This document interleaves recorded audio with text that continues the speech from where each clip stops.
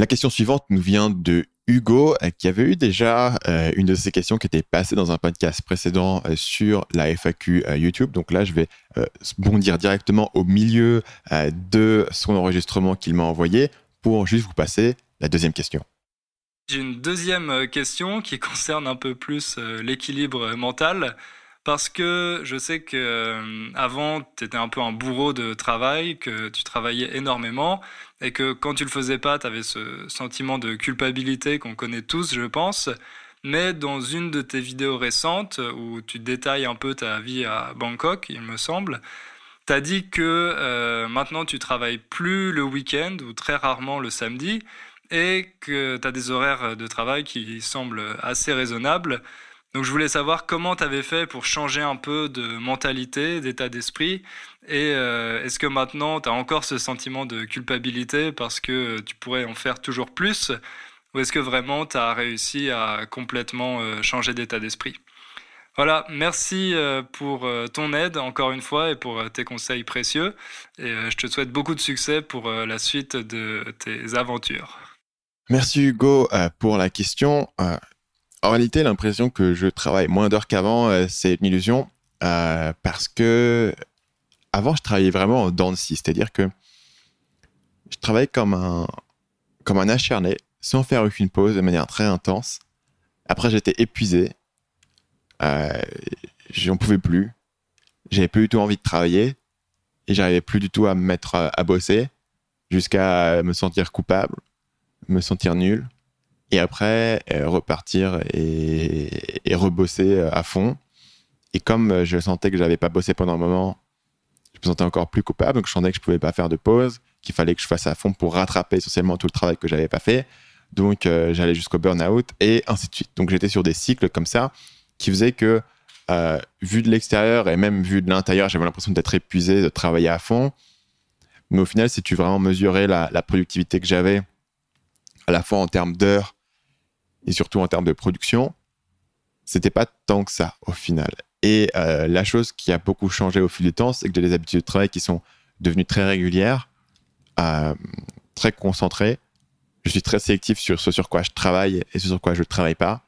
Et bien sûr, il y a tout l'aspect délégation dont on pourra parler. Mais globalement, ce qui a principalement changé au départ, c'est que j'ai commencé à réaliser qu'il y avait ce schéma de comportement et que les jours où j'étais en bonne énergie, j'avais tendance à vraiment pas arrêter de travailler. C'est-à-dire que je travaillais, je prenais pas de pause pour manger, je prenais pas de pause pour rien, j'enchaînais les tâches jusqu'à vraiment être épuisé. Et si à la fin de la journée, j'étais pas épuisé en mode je peux à peine réfléchir, je sentais que j'avais pas assez travaillé. Et le problème, c'est que une fois que tu es épuisé comme ça, à un moment donné, tu récupères plus et du coup, tu n'as plus envie de travailler. Et souvent, je devenais malade. Alors, j'ai jamais vraiment su exactement quelle était la source, mais j'avais vraiment ce moment où tu vois, je tombais vraiment malade. Genre, j'avais une migraine ou je vomissais, etc. Enfin, j'étais vraiment physiquement malade, mais ça tombait toujours à pic, tu vois. C'était toujours vraiment, ah tiens, ça tombe bien. Tu vois. Parce que être malade, c'était la seule manière dont je pouvais prendre une pause sans me sentir tu vois, sans me sentir coupable, quoi. J'avais une bonne excuse. C'est ma seule excuse. Et donc, du coup, j'avais cette suspicion que mon corps, il y avait un espèce de truc psychosomatique où je devenais malade parce que mon corps savait que c'était la seule manière où j'allais vraiment prendre une pause et arrêter de bosser. Et j'ai jamais vraiment su, et je saurais pas dire vraiment si c'était le cas ou si c'était autre chose ou si c'était juste ou si la causation était inverse, c'est-à-dire que j'étais fatigué donc mon corps tenait pas la route, peu importe. Ce que j'ai remarqué, c'est qu'il y avait ici un schéma qui avait pas trop de sens. Et ça, c'est quelque chose que j'ai vraiment pu améliorer en étant beaucoup plus régulier sur les heures de travail et en travaillant pas au-delà d'une certaine heure et en travaillant pas le week-end. Donc, en commençant à avoir des pauses qui étaient prévues à l'avance et non pas des pauses qui étaient dictées par le moment où j'étais vraiment trop épuisé ou trop déprimé pour travailler. Donc ça a été une grosse amélioration, non seulement au niveau, tu vois, de la santé mentale, mais simplement au niveau de la productivité globale. Parce qu'au final, si tu additionnais tous les moments où je travaillais pas parce que j'avais pas la force de le faire, j'aurais pu prendre quelques vacances. C'est un point sur lequel je travaille encore. Aujourd'hui, je travaille pas après une certaine heure le soir. Donc en général, c'est d'arrêter à 17h. Parfois, ça peut m'arriver de travailler jusqu'à 18h, 18h30, mais avant, notamment quand j'étais au Vietnam, il y a un truc cool, c'est qu'ils ont une culture énorme du café. Et donc, tu as vraiment des coffee shops qui sont ouverts à 24 heures sur 24. Et moi, je pouvais vraiment débarquer au coffee shop après le dîner à 21h et bosser jusqu'à 2-3 heures du matin. Et ça, je ne l'ai pas fait depuis des années. Vraiment pas. Notamment parce que à partir du moment où tu bosses jusqu'à 3 heures du matin, le temps que tu redescends dans ton adrénaline, tu n'es pas couché avant 4h30, 5h. Donc, au niveau des heures de sommeil, ce n'était pas forcément optimal. Un point sur lequel je travaille encore sur ce sujet très précis, c'est au niveau des vacances. Aujourd'hui, j'ai beaucoup de difficultés à prendre des vacances. Donc, de vraiment prendre plusieurs jours ou plusieurs semaines qui sont planifiées au-delà de ma routine. Donc, j'ai une bonne routine chaque semaine, mais j'ai encore du mal à apprécier cette routine et faire autre chose. J'ai l'impression d'avoir toujours beaucoup de projets en cours, beaucoup de choses qui comptent sur moi. J'ai l'impression que chaque semaine est une denrée ultra précieuse. Et perdre une semaine ou 2 semaines où je ne travaille pas me semble parfois difficile à envisager. Donc, c'est encore le point sur lequel j'ai besoin de travailler. Je pense que je peux appliquer mon propre conseil non seulement au niveau micro, c'est-à-dire sur tu vois, quand tu travailles dans ta matinée, il n'y a pas de mal à prendre 20 minutes de pause au milieu.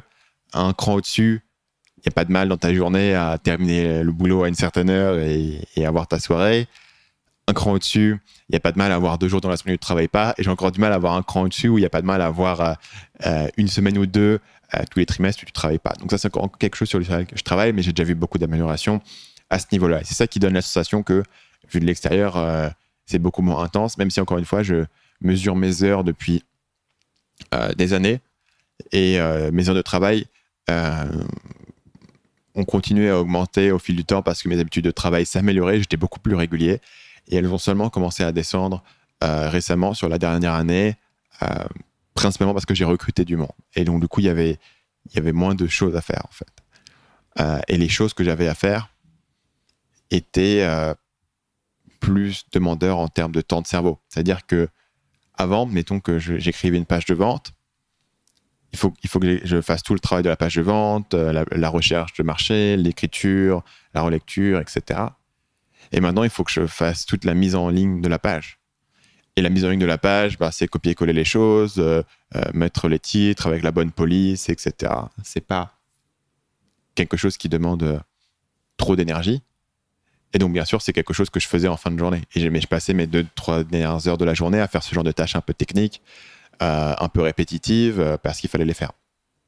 À partir du moment où ces tâches ont été déléguées, je ne vais pas passer les 2 ou 3 dernières heures de la journée à refaire de l'écriture, parce que ce stade-là, je suis déjà fatigué, j'ai déjà maximisé. Donc, c'est comme ça que la délégation me retire du temps, parce que pas mal de ces tâches que je peux déléguer facilement, ou que je peux commencer par déléguer, les tâches qui sont au départ les plus rapides à déléguer, sont les tâches qui me demandaient pas trop d'énergie créative, et donc les tâches que j'avais tendance à faire en fin de journée. Mais quand ces tâches-là disparaissent, elles sont pas facilement remplacées par d'autres choses. Je pense que là où elles sont en partie remplacées, c'est par tout ce qui est management et réunion. Mais c'est quelque chose sur lequel nous, on est assez minimaliste en interne.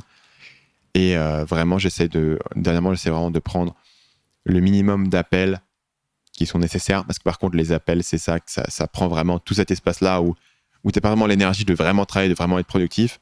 Tu te passes à faire des appels, à faire des réunions, à discuter de choses. Et je ne considère pas que c'est nécessairement une utilisation optimale de mon temps.